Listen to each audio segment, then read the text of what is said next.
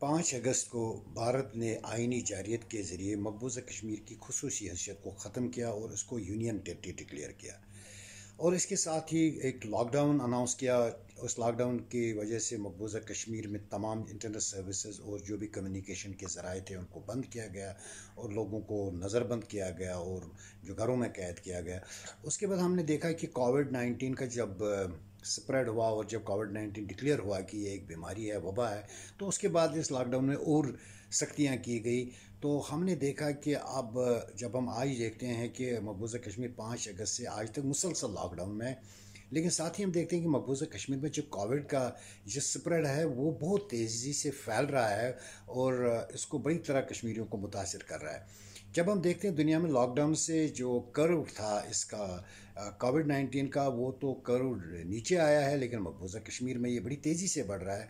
अगर हम इसकी वजूहात की तरफ जाएँ तो 2-3 वजूहात हैं जो इसके स्प्रेड के जो ज़िम्मेदार हैं, जिनको हम समझ कहते हैं कि इनकी वजह से फैला है। नंबर एक ये है कि मकबूजा कश्मीर जो लॉकडाउन जो पिछले आप कहेंगे ऑलमोस्ट 1 साल से, उससे लोग घरों में कैद है, मुकीद हैं। उससे एक तो उनकी क़ुव्वत मुदाफ़त जो है वो बुरी तरह मुतासर हुई है and they have become prone to the COVID. एक तो ये वजह है। दूसरी वजह यह है कि हिंदुस्तान का जो वहाँ पे जो कब्ज़ा है, उस कब्ज़े में हमने देखा है कि उन्होंने किसी भी डिपार्टमेंट को, खासकर हेल्थ केयर की तरफ उनकी कभी तवज्जो गई ही नहीं। उन्होंने अपनी जो आर्मीज़ है उसको फोकस किया, ऑक्यूपेशन को स्ट्रेंथन किया, हेल्थ केयर को उन्होंने कोई तवज्जो नहीं दी।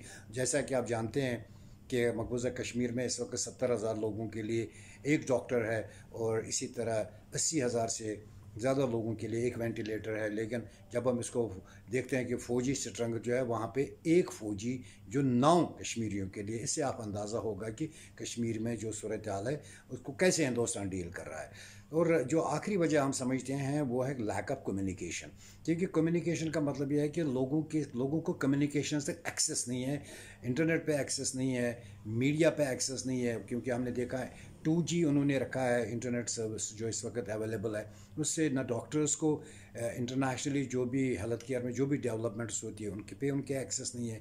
स्प्रेड कितना है, और मकबूजा कश्मीर में लोगों को ये इल्म ही नहीं है कि दुनिया कोविड को कैसे डील कर रही है।